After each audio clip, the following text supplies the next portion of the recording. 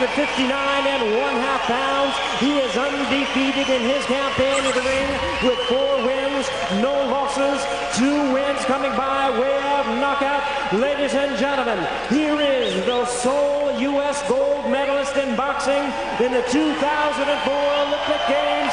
Please welcome the undefeated Andre S.O.G.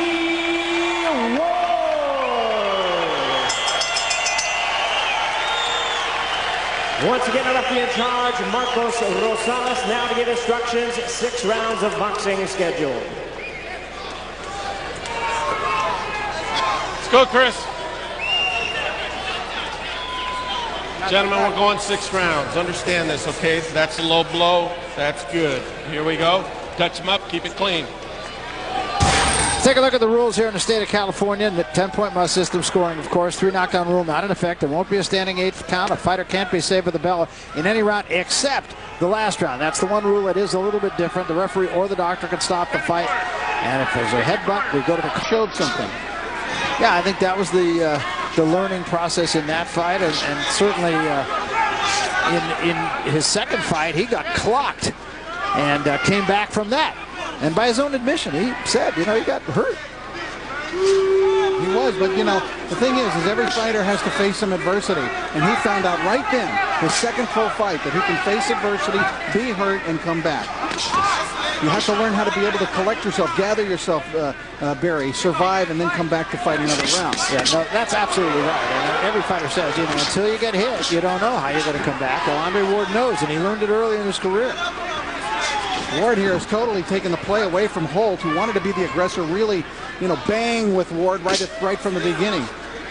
Yeah, make him fight. Get him into not a street fight so much, but make him fight with him rather than box with him. Stop! Back up! Hands up! Box! Let's go to Sean O'Grady right now with a little something on Chris Holt. Sean? Thanks, Barry. You know, Chris wanted to get in this fight, move forward, stay down low, and attack, and bob and weave. He's out of that technique right now. He's backing up. This is a fighter, too, that does not know how to back up in the ring. It's a dangerous position, especially when you're fighting somebody like Andre, guys. Well, he's given away a lot of height. He's given away a lot of reach, and if he's going to have any chance in this fight, that's a push. That is not a knockdown. But if he's going to have any chance, he's got to get inside the jab of Andre Ward, which he has been absolutely unable to do thus far. You know, I've seen that last little tactic of just pushing the guy down. I saw George Foreman do that once to an opponent, Boone Kirkman. Well, you push me, I push you. And it was by plan when Foreman did it with Boone Kirkman. He wanted to show him how strong he was. He went right across at the opening bell and just threw him down. So that jab is a really nice weapon.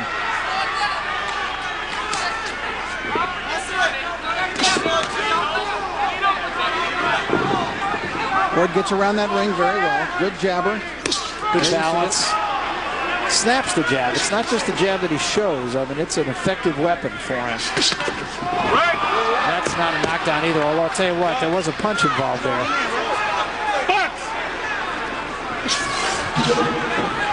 Tried to shoot that left uppercut like Andre did that.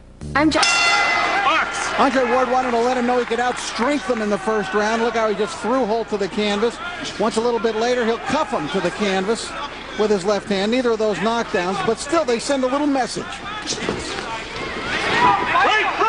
That's how Holtz is trying to rush in, and that's not an easy thing to do against the guy with an effective jab like Andre Ward. The time he got in for the first time and scored a couple of times to the body. Between rounds, John Hoffman, the trainer of Chris Holt, was telling him, just throw punches. Don't care where they land. Land them on the arm, on his shoulders, on his elbows, wherever. Let him feel you. Let him start wearing him down. Try to take those legs away if you can. Another George Foreman theory. Hit him anywhere. Ward, for his part, is a lot more of a sharpshooter.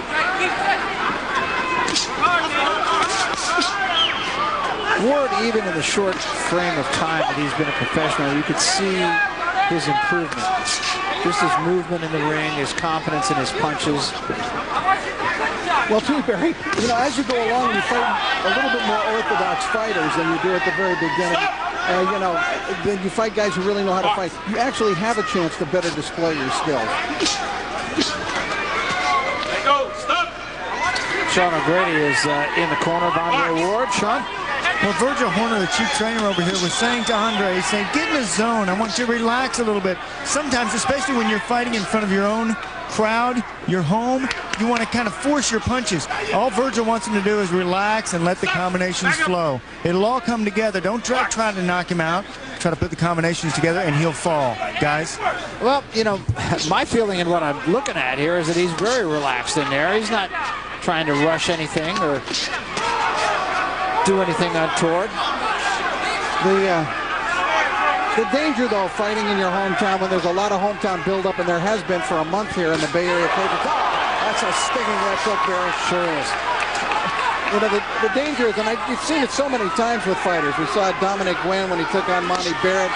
Earlier this year, Corey Spinks didn't seem totally focused when he fought Zab Judah when he was in his home.